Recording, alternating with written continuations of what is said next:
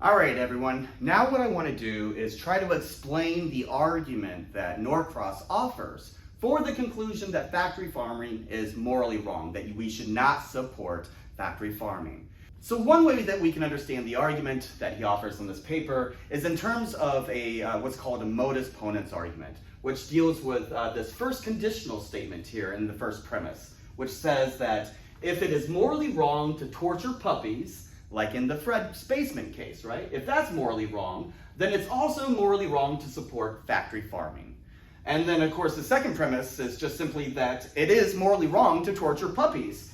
Right? That's exactly what he was hoping to show with the Fred Spaceman case, right? That we would be morally outraged by what Fred was doing. Clearly, most people would just completely reject that. That's supposed to be the intuition that justifies the second premise. Therefore, it follows that it's morally wrong to support factory farming.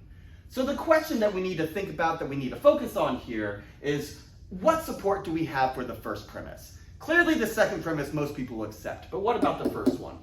In order to show that there is this deep connection between the torturing of puppies and what's happening with factory farming, what Norcross does is offer what's sometimes called an argument by analogy. So an argument by analogy is essentially where you go from the similarities of one case, showing that there's similarities in the other case, and that there's no morally relevant distinction or difference between cases. Therefore, we should conclude the same thing about the second case that we did with regard to the first case.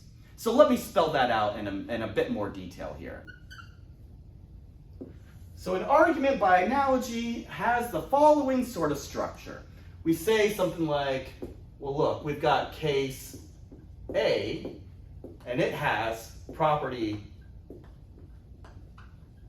X, Y, Z.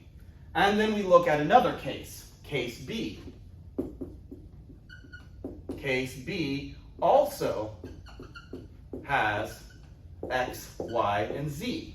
And then we have to say that there is no distinction between them. There is no morally relevant distinction between them, no morally relevant difference between the cases. Right? So this one is actually a very, very important premise. And notice that there may be some differences between X, Y, and Z. There may be differences that we think are important, but we have to show that those differences are morally relevant differences. So if it turns out that there are no morally relevant differences between case A and case B, then we can conclude that what follows for A should also follow for B. Our judgment about case A also applies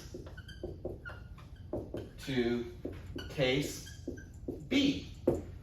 Right? So the conclusion is just that whatever our moral intuition was about the first case, if there's no morally relevant differences between case A and case B, well then that same moral judgment or intuition should also be applied in the second case, case B, because there's no morally relevant difference. Now think about how this applies to this first premise, because it's this argument by analogy that's being used in support of this first conditional premise, right? The premise that says, if it's morally wrong to torture puppies for pleasure, well then it's also morally wrong to support factory farming. Well, what he has to do then is show that the first case, which was the Fred's basement case, where Fred was torturing puppies for pleasure, because he wanted the pleasure of eating chocolate, that same moral intuition is also going to apply in the case of factory farming, that there's no morally relevant differences between these cases. So that's what we want to pay attention to. That's what we want to look to see if that argument by analogy actually works. So let me go ahead and try to spell out what that argument by analogy actually looks like. All right, so let's look at the argument by analogy. All right, so the first premise is just going to be the case that we're talking about. This is Fred's basement case. So premise one, Fred tortures puppies to obtain the pleasure of eating chocolate. That was the case that we began with, the basement case where he's torturing puppies. Now the second premise basically just says what our moral intuition is about that. What is our judgment? Do we have moral outrage? I think yes, we do. So that will be the second premise. The second premise says it is morally wrong to torture puppies for pleasure of eating chocolate. Right? That's the intuition that I think all of us have. Now the third premise is going to focus on factory farming. This premise is essentially just going to say that factory farming also causes pain and suffering for those millions of animals for the purpose of eating meat and getting pleasure from eating meat. So let's put that one on the board. Factory farming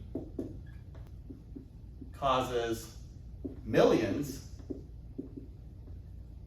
of animals to suffer so that humans can experience pleasure